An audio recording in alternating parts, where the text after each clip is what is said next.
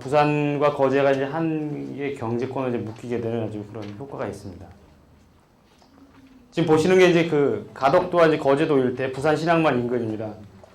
지금 보시면은 그 현재 이제 한참 공사를 하고 있는 부산 신항만이 여기고요. 여기 지금 공사 중인 가덕대교가 있습니다. 그리고 여기는 가덕도가 있고요. 지금 이 경상남도에서 이제 발주를 한 부산광역시에서 발주한 이제 접속도로가 여기 연결되고 있고, 저희가 하고 있는 거가대교 이제 구간이 친매터널과 사장교 구간, 그 다음에 거제도는 또 경상남도에서 발주한 그 접속도로가 지금 공사 중에 있습니다. 그리고 지금 이 구간이 이제 친매터널이 된 이유는 사실 이게 이제 주요 해군 항로입니다. 그러다 보니까 그 군사 목적상 위쪽으로 교량이 지나갈 수가 없어서 지금 친매터널로 되어 있고, 나머지 구간 예비 항로가 2개가 있는데 이 구간은 사장교로 구성되어 있습니다. 공사 내용은 다음과 같습니다.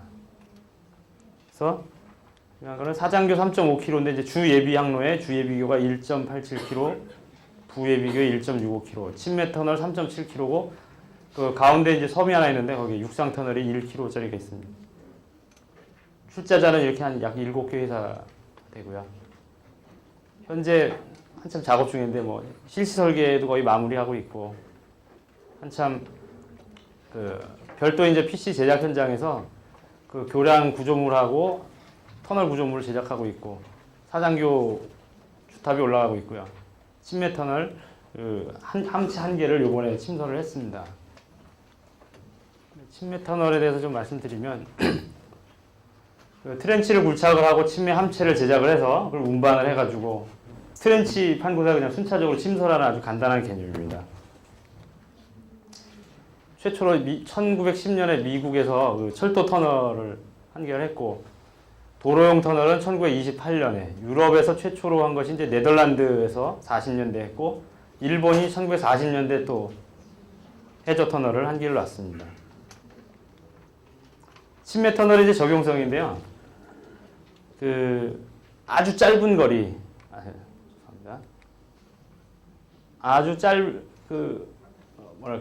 강이나 이제 하저를 통과하는데 아주 거리를 획기적으로 단축할 수가 있습니다. 교량으로 넘어가는 거에 비해서. 그리고 일반적인 어떤 굴착한 터널, 보드 터널에 비해서 친매는 그 해저 표면 위에 놓거나 아주 그 표면과 아주 근접해 가기 때문에 통과하는 거리를 획기적으로 단축할 수가 있어가지고 일정 거리 이상 되면은 교량보다 훨씬 쌉니다. 친매 터널이. 여기 보시면 세계 각국에 놓여진 다양한 단면의 친매 터널을 보실 수가 있습니다. 뭐 원형도 있고 사각형도 있고 여러 개 차선이 가는 경우도 있습니다. 그 친매 터널의 이제 특징이 이제 경제성에서 교량형하고 확보가 밀접하고 집안 수능성. 이게 이제 부력을 이용하기 때문에 연약 집안에 놓기에도 아주 적합한 공법입니다. 환경 문제, 그리고 항로에 장애가 없죠. 특히 이제 저희 터널이 이제 저희 터널로 오면서 그 사례로 이제 많이 했던 게 이 오르슨드 터널이라는 건데요. 이 덴마크에 있는 이 터널인데 이 사례가 이제 많이 좀 참조가 되었습니다. 시드니 같은 곳에 이제 미관을 고려하는 게 있고요. 우리는 이제 군사적 이유로 되어 있습니다. 형태 제약이 없습니다. 육상에서 우리가 원하는 단면으로 제작을 해서 놓으면 되기 때문에 형태 제약이 없어서 뭐 다양한 형태를 만들 수가 있습니다. 공법의 특징은 다음과 같습니다. 시공성, 그리고 품질 및 안정성인데, 실제로 이제 제작하는 게 오래 걸려서 치매암 침설하는 거는 한 하루 정도면은 침설이 가능합니다. 그리고 수심 깊은 곳까지 안전하게 시공이 가능한데, 지금 이 거가대교에 놓이는 친매 터널이 세계 최대 수심입니다. 한 50m 정도 되는데 아직 그렇게 깊은 곳에 이제 논 사례가 없습니다. 시공 능률도 좋고 공기도 단축할 수 있고요. 단면 형상에 제약이 없고, 그다음에 이제 광폭원의 단면인데 뭐 예를 들어 이제 4차로 한 개 단면에 4차로가 다 들어가거든요. 그러면 유리합니다. 그리고 터널 함체는 고품질 수밀성이 높은 구조 제작이 가능하다 해서 그 저희들이 이제 일반적으로 그 내부 뭐 불착을 해서 놓는 경우보다 아주 효과적입니다. 품질 관리가 아주 용이하고요. 공법 세부 사항을 보면 이제 침뱉터널 구조 형식은 요 두 가지로 나뉘는데 원형 감각 방식입니다. 그래서 강제를 사용해서 이제 그 놓는 방식인데 여기 보시면은 여기 다 강제입니다. 이게 원형에서 요 안에 이제 철도 터널로 주로 쓰이고요. 요거는 이제 접합을 할 때 그 맞대 가지고 접합을 한다기보다 그냥 콘크리트를 부어 넣어 가지고 수중 콘크리트를 타설해서 이제 접합을 합니다. 그다음 이제 저희 쪽에 이제 사용되는 게 이제 구형 콘크리트 방식인데요. 가설 드라이독해서 제작을 해가지고 넣고 콘크리트입니다.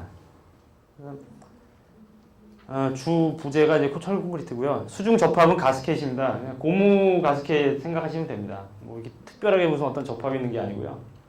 고무 가스켓으로 이중으로 접합을 해가지고 그 수압에 의해서 접합을 합니다. 좀 있으면 보시겠습니다. 기초공법은 보시는 바와 같이 그 트렌치 굴착을 한 다음에 육상에서 그 자갈을 이제 포설선을 가지고서 그냥 자갈 포설을 해가지고 그 위에 함체를 올려놓는 방식입니다. 그라벨 베드. 그 다음에 여기 보시면은 굴착한 다음에 이제 바닥에 그 기초층에는 그냥 자갈 그라벨 베드를 깔고요. 함체를 올려놓고 이쪽에 이제 우리가 원하는 재료들 백필제를 가지고 이제 하고요. 피복석 그냥 덮습니다. 이런 형태로 구성이 되어 있습니다.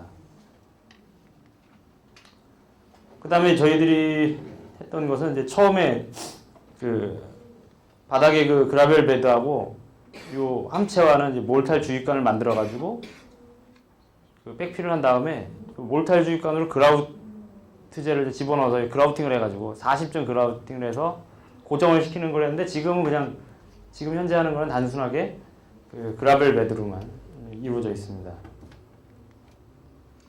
침설 작업을 할 때 방식이 여러 가지가 있는데요. 셋 방식, 셋 바지를 설치해가지고 놓는 방식이 있고 폰툰 방식이 있습니다. 저희가 하고 있는 건 이제 폰툰을 여기 제작을 해가지고 폰툰에다가 함체를 달아서 끌고 가가지고 이제 내려놓는 방식입니다. 플로팅 크레인 방식인데요.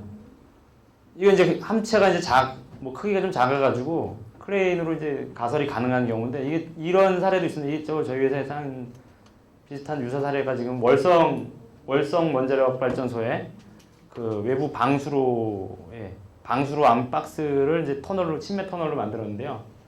그거를 설치한 사례가 이번에 토모카케이지에 올라와 있습니다. 함체를 제작해 예인해서 이제 침설을 하는데 폰툰 및 발라스트 시스템을 사용합니다. 침설할 때는 침매함 내부에 발라스트 탱크에다가 물을 집어넣어서 그 물 무게를 가지고서 이제 이렇게 조절을 합니다. 그래서 물을 가득 채우면 이제 뭐 가라앉고 발라스트 탱크를 몇 개를 놔가지고 물의 양을 가지고서 무게를 조절해서 우리가 원하는 각도와 원하는 위치로 조정을 해서 침설을 하고요. 위치 조정은 폰툰에서 침매함 양측에 이제 연결된 와이어를 가지고 하는데요. 아주 단순합니다. 그리고 위치 측량은 뭐 당연히 이제 GPS 사용하고요. 그리고 소나 사운딩 이용하면서 그 함체와 함체 그리고 함체와 육상 여기 보시면 여기 이제 측량 타워하고 뭐 이게 측량용 그리고 작업용 타워인데요. 여기서 이제 측량을 해가지고 위치를 잡습니다. 접합 방법은 아까 보셨던 원형 감각 방식은 이제 이런 식으로 만듭니다. 예. 접합을 시켜가지고 핀으로 꽂은 다음에 수중 콘크리트를 타설에 넣어가지고 고정을 시키는 이런 방법이 되어 있고요. 저희 이제 수압 압적 방식인데 지금 함체를 이제 기 매설되는 함체에다가 이 새로 이제 침설한 함체를 갖다 접근을 시켜가지고 요 사이 틈이 있습니다. 요 틈에 있는 물을 배수를 시켜버리면은 이 수압에 의해 가지고 밀어들인 수압에 의해서 완전 밀착이 됩니다. 이때 여기는 이제 고무 가스켓이 들어가고요. 오메가 조인트라 해가지고 오메가형 조인트를 가스켓 외측에다가 추가로 이제 부착을 해서 그 외부 그 해수의 유입을 방지하는 방식으로 되어 있습니다. 지금 현재 현장에서 이제 타설해서 만든 터널 구체하고 지금 저희들이 이번에 새로 침설한 함체가 성공적으로 잘 접합이 되어 있습니다. 방수는 구조물 자체의 수밀성을 주는 방법이 있고 구조물 외측에 방수를 하는 방법이 있습니다. 근데 저희는 지금 콘크리트 자체 방수를 해서 외부에 별도 처리를 하지 않고 콘크리트를 갖다가 아주 수밀성 있게 콘크리트 자체 방수를 사용하고 있습니다. 외측에 할 경우는 이제 강지, 아스팔트, 부틸고, 폴리에스테른, 수직의 방수층 등 다양한 걸 사용할 수 있겠습니다. 여기까지 일반적인 사항이 이제 저희들이 지금 하고 있는 사항인데요. 보시다시피 가덕도가 있고 거제도가 있습니다. 그래서 주 항로에는 침해 터널이 이제 3.7km가 놓여지고 요 섬을 지나서 여기에는 주 예비 항로라 해가지고 주탑 2개가 놓여 있는 사장교 메인 스판이 450m인데 사장교가 하나 있고 여기는 3주탑 사장교가 이제 하나 놓입니다. 1번, 2번 이제 예비 항로로 보이는 곳은 사장교가 설치되어 있습니다. 현장 공사 규모입니다. 보시는 바와 같습니다. 양측 이제 갱구부가 있고요. 인공섬도 만들고 이런 식으로 되어 있습니다. 이제 본선 구간은 이제 당연히 해성 점토로 이루어진 초연약 지반이기 때문에 연약 지반 개량을 했습니다. 그래서 SCP하고 그다음에 딥 시멘트 믹싱이라고 해가지고 DCM 공법을 사용을 했습니다. 그리고 침미한 계류하고 예인해서 침설 총 18함을 이제 설치를 하게 되겠고요. 대매우기 및 보호공 시행하고 터널 내부 마감공까지 하게 되어 있습니다. 현장 전경입니다. 보시는 것처럼 가덕도 측에 가덕도 갱구부 측이고요. 여기 이제 중륙도라고 해서 중간에 섬이 하나 더 있습니다. 여기까지 3.7km를 이제 침해 터널을 설치하고요. 그다음에 이 저도가 있는데 저도까지 사장교 하나, 그다음에 저도에서 거제도까지 사장교 하나입니다. 여기는 지금 이 장비들은 지금 하나는 그라벨 베드를 지금 그러니까 수중에 지금 자갈을 포설하는 거이고 하나는 또 이제 굴착을 하는 건데요. 수중에 자갈을 포설할 때 오차가 플러스 마이너스 40mm입니다. 연약지반 처리가 되겠습니다. 침해 터널 기초 지반 보강 방법인데요. 세 개로 해서 사석 치환하는 구간이 있습니다. 해저 준설하고 안반 굴착해서 바로 굴착 후 사석 치환해가지고 침해 터널 안 치는 구간이 있고 DCM이런데 CDM이에요. CDM 구간은 보시는 바와 같이 CDM 공법으로 설치를 하고 SCP 구간이 있고요. 이렇게 세 가지 공법을 해가지고 연약지반 처리를 해서 올려놓게 되어 있습니다.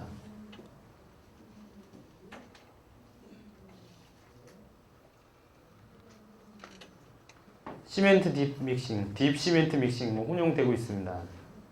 보시는 거는 이제 침해 터널 단면이고 여기는 이제 준설해서 침해 터널 올려놓고 백필하고 피복석 덮은 이건 단면인데 하부의 연약지반 처리한 단면입니다. 설계 기준 강도는 8kg per 제곱센티미터, 그리고 물 시멘트 비는 0.8, 시멘트량 175kg. 공사 수량 이렇게 되어 있습니다. 이미 시공을 완료를 했습니다. 그래서 시멘트와 물을 혼합해서 특수 교번기로 회전 주입해서 하부에 이제 원형의 말뚝체를 이제 조성하는 방법입니다. 여기 보시면 이렇게 있죠. 내공이 이렇게 모여가지고 쭉 설치를 합니다. CDM 전용 장비 모습이고요. CDM 전용선은 이제 시공을 하는 장면입니다. 사축이 이제 동시에 내려가서 교반 밑을 가지고 내려서 장하고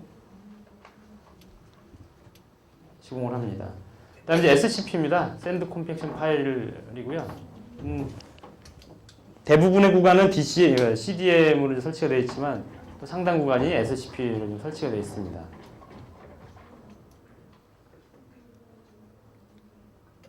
SCP 전용선 전경이고요. 시공하는 장면이죠. SCP 시공 방법 보신 것 같습니다.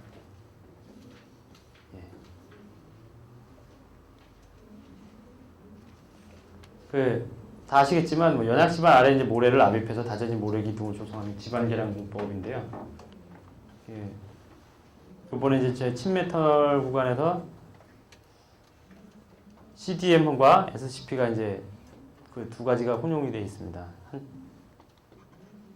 이건 이제 이게 갱부부 작업하던 장면입니다. 이런 식으로 그러니까 외부 어떤 파랑이라든지 그런 영향을 방지하기 위해서 여기 보면은 뭐 TTP가 이제 가득 쌓인 보호되어 있는 장면이고요. 차수 시설한 다음에 이제 부착을 해가지고 여기다가 현장 타설로 그 터널 개착식 터널 하나 만들고 거기다 이제 붙여서 나가는 식으로 되어 있습니다. 함체 제작은 그 침설 위치에서 한 40km 정도 떨어져 있는 그 안전공단이라고 있는데요.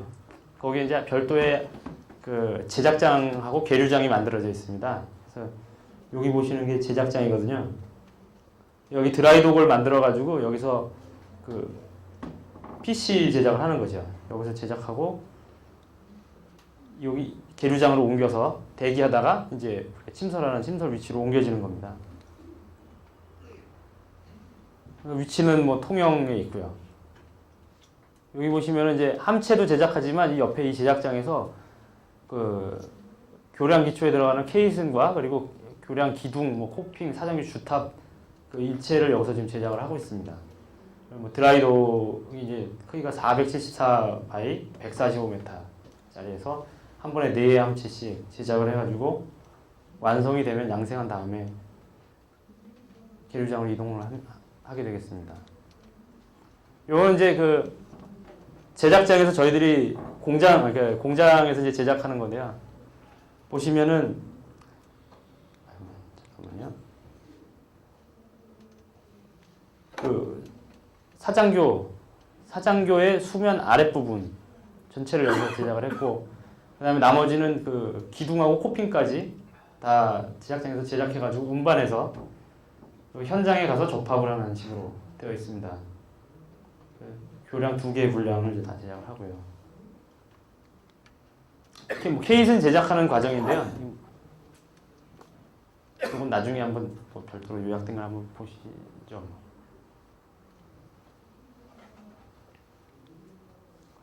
친밀한 제작 현황인데 이제 드라이독이 이렇게 생겨 있습니다. 드라이독 평면도고요. 한 번에 180m에 한 29.5m 되는 함체. 이걸 이제 4개를 제작을 할 수가 있습니다. 이쪽에 격벽이 있어서 다 완성이 되면은 물을 집어넣어가지고 함체를 부상시킨 다음에 이제 하나씩 이제 끌어내는 거죠. 여기 색깔이 알록달록한 거는 저희가 공사하던 도중에 이제 공정 추진 현황을 이제 체크하라고 나온 거고요. 침매 함체 제작하는 이제 방법입니다. 그래서 보시면은 순차적으로 한 개 22.5m 한 개 스판씩 해가지고 총 8개 스판으로 이제 구성이 되어 있습니다. 다 공장 제작을 하게 되어 있고요. 이렇기 때문에 이제 그 구조물 자체에 그 콘크리트 자체로 이제 방수가 가능하겠죠. 아무래도 품질 관리를 우리 자체 제작장에서 하기 때문에 아주 유용한 아주 좋은 품질의 콘크리트 함체를 얻을 수가 있습니다. 여기 보시면 이제 그 고무 가스켓 있는 부분입니다. 일반적인 그 박스 뭐 현장 타설 박스라든지 PC 박스에 들어가는 거하고 크게 다른 원리는 아닙니다.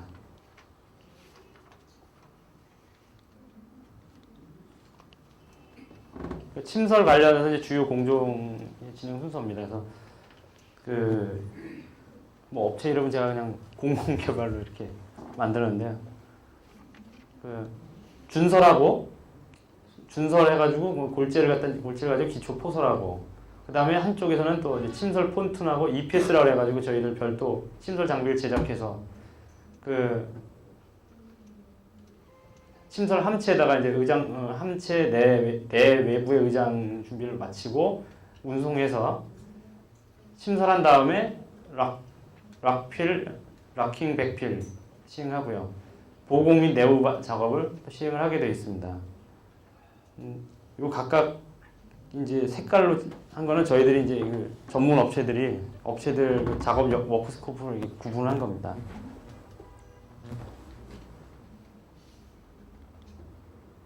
기초 포설선 장면입니다. 이건 또 별도로 요 프로젝트 위해서 제작이 되어 있는 기초 포설선입니다. 그래서 이제 그라벨 베드는 트렌치 준설하고 자갈을 정밀 포설해야 되는데 그 허용 오차가 플러스 마이너스 40mm가 되겠습니다. 그리고 함체를 거치하고 안정성을 확보하게 되어 있고요. 그라벨 베드 이제 시험 시공할 때 검측을 했습니다. 그래서 그 처음에 이제 에코 사운더라는 것을 측정을 하고 잠수부가 측정하고 나중에 트레미를 이제 뻗쳐가지고 측정하는데요. 에코 사운드 측정, 잠수부가 측정하고요. 트레미 측정하고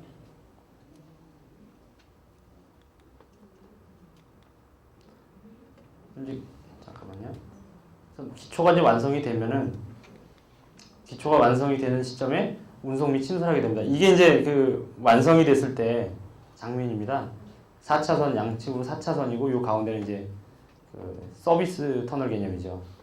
가운데로 서비스 터널 있고 그 그라벨 베드가 여기 있고요.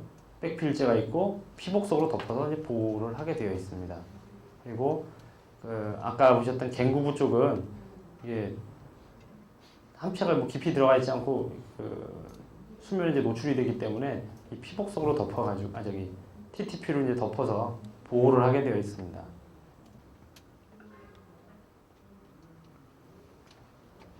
복잡한 얘기가 나오는데 죄송합니다. 이게 그 파랑 조건이 이제 제일 중요합니다. 특히 그 바람에 의해서 이제 일어나는 바람에 의한 영향과 그다음에 이제 외해에서 오는 그 시멘파의 영향 이 두 가지를 좀 고려해야 되는 문제가 있습니다. 함체 규모가 이제 워낙 큽니다. 180m 연장이 180m고 그 하나당 무게가 약 47,000톤 정도 되는 거기 때문에 그 함체에 작용되는 파력이 굉장히 크게 작용을 하게 됩니다. 그러니까 침설해 놓은 상태에서 위쪽에 파도가 쳐가지고 좌우 수위가 조금만 바뀌어도 심하게 그 이동을 하게 되기 때문에 굉장히 좀 정밀하게 시공을 해야 되는 어려움이 있습니다. 그래서 한 달에 그 작업 가능한 날짜가 침설이 가능한 날짜가 한 5일 정도밖에 되지 않는 뭐 그런 상황입니다. 그래서 침설 시기 예측 및 단계별 작업 진행 의사결정 판단이 굉장히 중요하기 때문에 그 저희들이 네덜란드 현지에 있는 그 침설 전문 업체와 그 항상 화상회의를 하면서 침설 시기를 갖다 결정을 하게 되고 이때 사용되는 기상 데이터는 이 해역의 50년간의 그 기상 데이터를 가지고서 저희들이 분석을 해서 향후 5일간의 기상을 예측하고 파랑과 파고를 예측하는 그 자체 시스템을 가지고서 시공을 하고 있습니다. 여기 보시면은 별도 침설 장비 EPS 시스템이 좀 이따 나오는데 별도 그 장비를 개발을 했습니다. 그래서 그 정밀하게 이제 그 위치를 잡을 때 수중에서 정밀하게 위치 잡는 그 시스템을 개발을 했습니다. 그리고 바닥의 기초도 그 그라벨 베드를 적용했기 때문에 자갈 포설을 하고 그걸 자갈 포설 검측해서 그 위에 이제 함체를 올려놓는 방식을 택했기 때문에 침설 시간도 아주 단축을 했습니다. 공정 순서는 이제 침설과 관련된 공정 순서는 침매 함체를 운송하고 함체 임시 계류를 해서 아까 그 계류한 다음에 EPS하고 폰툰이라 그래가지고 아까 보시죠. 함체에다가 이제 침설할 수 있도록 부착을 한 다음에 한꺼번에 예인 운송을 합니다. 그래서 침매 함체를 침설한 다음에 보호공을 바로 실시를 해서 함체가 움직이는 것을 막고 고정을 시킵니다. 이제 침매함 예인 경로인데요. 이것도 지금 보시면 그 통영에서 이제 이게 항로를 거쳐가지고 37km를 예인을 해가지고 그 침설 위치 가덕도까지 이동을 하게 됩니다. 지금 제작을 하고 해상에서 이미 계류를 했다가 이렇게 30km 이동을 해서 침설 위치에다가 침설을 하게 되어 있습니다. 이때 이동 속도는 그 주변에 이제 이 침설 함체가 이제 지나갈 때 주변에 또 파랑이 발생하는 영향이 있어서 4노트에서 7노트 정도로 제한을 해가지고 이동을 하기 때문에 37km 이동하는데 그냥 꼬박 밤을 새서 이동을 하게 되어 있습니다. 이제 제작이 이제 완성이 되면은 그 드라이 동네에 이제 물을 채워서 그 운송을 할 준비를 하게 됩니다.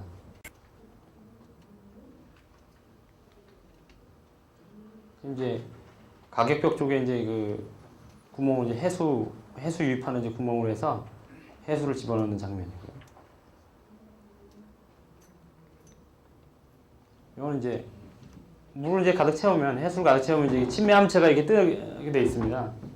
그래서 임시 계류장으로 지금 이제 이동을 시키는 장면입니다.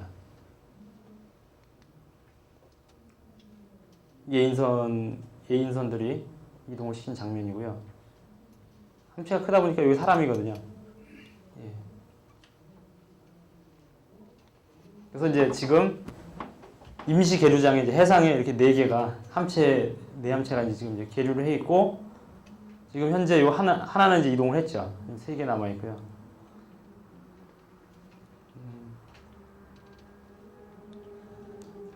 함체 의장 작업인데요.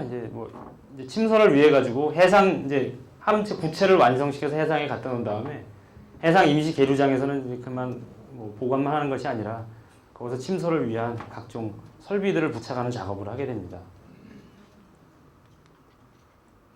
외부에 작업이고요. 이제 내부에 보면은 발라스트 탱크가 6개가 있습니다. 그래서 보시면 이제 발라스트 탱크와 그다음에 기타 이제 물을 집어넣는 각종 밸브라든지 여러 가지 설비들이 이제 놓여지게 되어 있습니다. 그래서 여기 이제 채워지는 물의 양을 가지고 그 무게를 이제 조절을 하게 되겠습니다. 실제로 이제 부력으로 인해서 물을 다 비우면 떠 있는 상태이기 때문에 여기다 물을 채워서 47,000톤이지만 실제로 가라앉힐 때 보시면은 몇백 톤 정도 이제 하중밖에는 작용을 안 하니까요. 와이어를 가지고서 조정이 가능합니다. EPS라 해가지고 이 양측에 이제 2개가 달려서 이게 이제 그 수중에 이제 침설 위치에 거의 내려갔을 때 거기서 이제 그 기초면에 정확한 위치에 이거를 올려놓을 수 있도록 조정하는 역할을 하고요.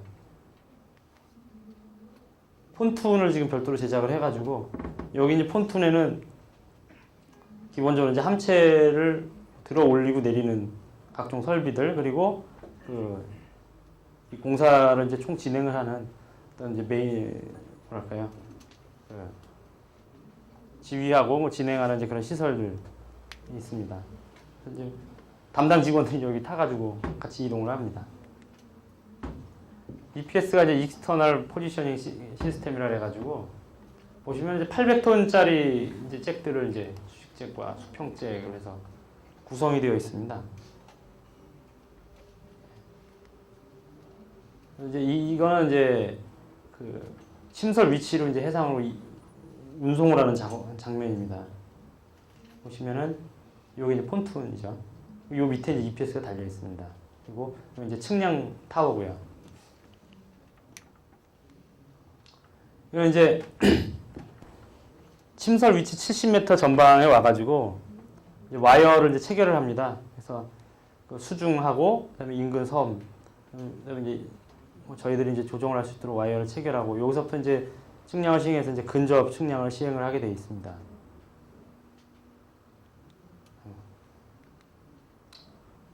원거리 측정은 이제 GPS를 설치해서 이제 하고요. 중거리 측정, 육상 측량하고, 그러니까 기본 개념은 함체 측량 타워를 세우고 육상과 함체와 같이 상호 신윤하면서 측량을 하는 개념이 되겠습니다. 근거리 측정은 그 가격벽에 이제 센서를 달아가지고 센서가 작동하면서 정밀하게 그 위치를 잡을 수 있게 되겠습니다.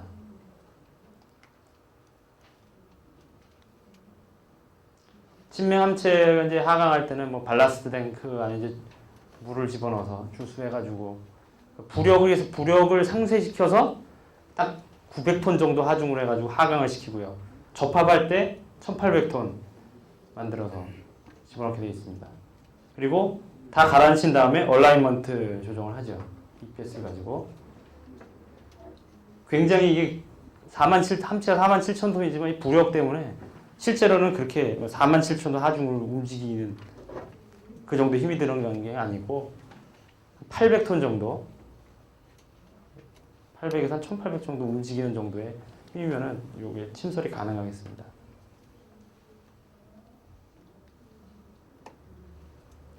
보시면 이제 함체를 침설하는 이제 모양이 되겠습니다. 일단 폰툰에서 함체를 내린 다음에 그 일정 위치에 가면 여기 EPS를 가지고서 정밀하게 위치를 잡는 작업을 하고요. 요건 이제 함체를 접합하는 장면입니다. 그래서 여기 보시면은 그 함체가 이제 미리 딱 자기가 원하는 위치에 정확히 접합이 될 수 있도록 요철을 두어서 근접하게 되면은 양쪽 기 설치한 함체와 신설한 함체 사이에 그죠? 함체 사이에 서로 이게 요철을 이제 맞닿을 수 있도록 와이어와 각종 장비를 이용해 가지고 서로 당기는 겁니다.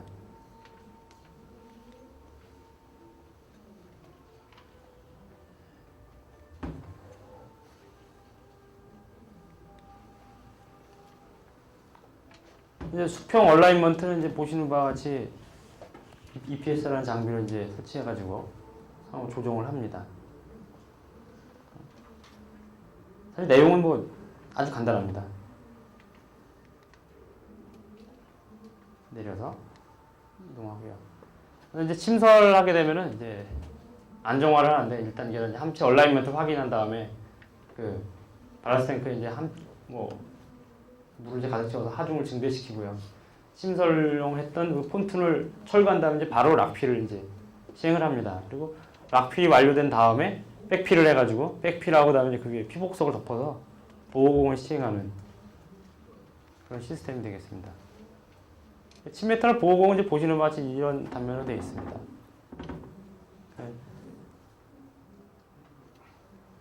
굳이 뭐 설명 안 드려도 딱 한눈으로 보시면 아실 겁니다. 백필 그리고 각종 이제 피복석하고 이런 것들로 어쨌든 함체를 고정을 시킨 다음에 그 외측의 파랑이라든지 그 조류라든지 이런 영향에 대해서 함체를 고정을 해야 되니까요. 보호공을 이제 시행을 하면 되겠습니다. 그다음에 이제 아까 말씀드렸던 그 침매 함체를 이제 구성을 하게 되는 게 이제 콘크리트로 이제 구성이 되는데 저희들이 이제 그 목표 내구 연한이 이제 100년입니다. 그래서 100년 수명의 고내구성 콘크리트를 어떻게 만들었는가에 대해서 잠깐 설명을 드리고 마치겠습니다. 듀라크리트 모델이라는 걸 적용을 했습니다. 듀라크리트라는 것은 구조물의 노출 환경 조건을 대상으로 해서 주요한 구조물 성능 저하 요인, 열화를 일으키는 아주 제일 핵심 인자를 도출을 해서 구조물이 목표로 하는 사용기간까지 충분히 저항할 수 있도록 콘크리트 설계하는 것을 말합니다. 구조물 성능을 기반으로 해서 실제 구조물 거동하고 실제 데이터를 사용해서 그 과거 자료들을 이제 취합을 해가지고 이걸 확률론적인 방법으로 해서 설계하는 방식이 되겠습니다. 여기 설치된 이제 듀라크리트 모델에 대해서는 이 구조물의 목표 내구 수명이 100년이었습니다. 내구 수명 100년이라는 게 뭐냐면 100년이 지나면 내구 연한 종료 시점에 철근의 부식이 시작이 된다는 겁니다. 그런 이제 목표를 놓고 그 설계가 이제 들어갔는데 90% 신뢰도라는 이제 값을 집어넣어서 듀라크리트 모델을 적용을 했습니다. 요거는 100년이 경과하기 전에 철근이 부식될 확률이 10%밖에 안 된다는 것을 말하겠습니다. 그리고 이 침매 터널이라든지 사장교가 이제 설치되는 주변 환경 조건을 보시면 모두 다 해상에 이제 설치가 되다 보니까 주 열화 요인은 염해입니다. 염해에 대비하는 설계를 염해에 중점적으로 대비하는 설계를 해서 이 내구성 설계를 적용했습니다. 그리고 죄송합니다. 염해이기 때문에 염분이 콘크리트 구조물 외부에 침투해가지고 내부에 철근까지 도달하는 어떤 그런 시간이라는 개념을 해서 최대 염화물 확산 기술을 사용을 했습니다. 콘크리트를 어떻게 했냐면 이제 세 가지로 구분을 했는데 대기중, 비말대, 해수중으로 구분해서 대기중은 이제 3.5m 수면 3.5m 이상은 대기중으로 봤어요. 그리고 3.5m에서 수면 하 9.5m까지 비말대, 그리고 9.5m 이하 구간에는 해수중으로 봐가지고 이 세 가지로 나눠서 각각에 대해서 최대 염화물 확산 계수라는 이제 것을 작용했는데 해상 교량에는 이제 이게 3.5 곱하기 10의 마이너스 12승 제곱미터 퍼 세크예요. 그러니까 초당 이제 요만큼이 이제 확산된다는 거죠. 이걸 계산해 보시면은 100년 가도 이게 거의 그 피복 두께만큼밖에 염분이 이게 확산이 안 되거든요. 이제 그런 개념으로 간 겁니다. 아주 합리적인 개념이라고 생각되는데 제가 그때 이제 시험을 보면서 그 내구성 지수라는 이제 문제가 나와서 고내구 콘크리트에 대한 자료를 미리 준비를 했던 게 있었는데 바로 이 자료를 가지고서 그 콘크리트 내구성에 대한 이제 답을 썼던 기억이 납니다. 대기중 비말 때는 이제 같은 값 썼고 해수중은 좀 큰 값을 썼습니다. 해상 교량과 침매 터널 이렇게 되어 있습니다. 그래서 이제 요걸 가지고 설계를 했을 때 교량과 침매 터널을 나눠서 물 시멘트비를 교량은 0.38, 침매 터널 0.4. 아주 물 시멘트비가 아주 작죠. 설계 기준 강도는 40MPa, 50MPa, 침매 터널 35MPa입니다. 굵은 골재 최대 치수는 뭐 일반적으로 사용하는 19mm와 25mm를 사용을 했고요. 철근은 이제 에폭시 코티드 리바를 사용을 했습니다. 그리고 요 시멘트는 플라이애쉬를 20%를 집어넣고 실리카 퓨움을 3%를 사용을 했습니다. 그러니까 이제 물시멘트비가 이제 작다 보니까 워커빌리티하고 표면 마감성이 아주 저하가 되게 돼 있습니다. 그래서 현장에 실제로 굉장히 애를 먹었다 하더라고요. 그래서 저는 이제 시험 공부를 하면서 이 내구성 관련 설계 관련해서는 이제 설계하는 사람들하고 이제 도움을 좀 받았고요. 실제로 시공하는 문제에 대해서는 현지에 이제 그 시험실 사람들하고 얘기를 좀 많이 했습니다. 전화 통화를 하면서 제가 가서 공부를 할 수는 없었기 때문에 시험실에 있는 분들의 이제 조언을 구했더니 이 워커빌리티가 안 좋아가지고 굉장히 애를 먹었는데 그걸 이제 각종 폴리카본산계 고성능 감수제라는 걸 사용을 해서 슬럼 플로어를 갖다 60cm까지 확보를 하면서 그 워커빌리티 문제를 해결했다 그러더라고요. 요거에 대한 사례들이 그 보면은 토목 학회지라든지 그 대우건설 연구소 기술연구원 사이트에 들어가 보시면은 요거에 대한 자료들이 많이 나와 있습니다. 네, 이상입니다. 그래서 그 침매 함체를 이제 침설하는 것도 중요하지만 저희는 오히려 그 침매 터널보다도 고내구 콘크리트를 이제 시공을 하는데 이 듀라크리트 모델이라는 걸 적용했다는 거 있지 않습니까? 요게 이제 그 지금 현재 유럽 쪽의 사례를 가지고 바탕으로 해서 설계를 했는데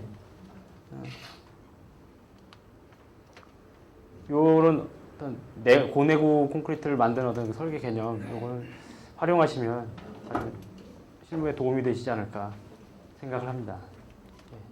이상 마치겠습니다. 이게 교재도 여기저기 있습니다. 내구성, 이 저하된 걸 뭐라 그래요? 여기에 쓰는 걸 저쪽에 계시면 보입니까? 안 보이세요? 여기 보여요? 보여요? 선배님 이따 가방 이쪽 옮기세요. 자리.